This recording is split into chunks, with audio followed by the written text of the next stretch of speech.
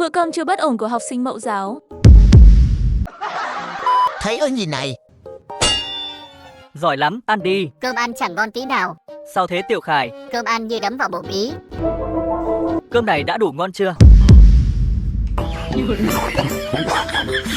Em cũng muốn như vậy, em cũng muốn. Của em đây.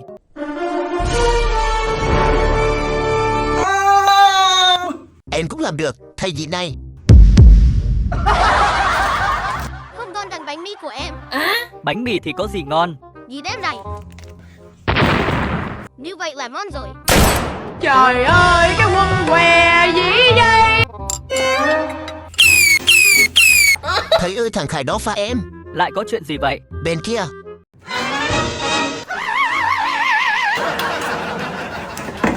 Thầy ơi, thằng Vũ nó cướp đậu của em. Sao em lại lấy đồ ăn của bạn hả? Em sắp xong rồi.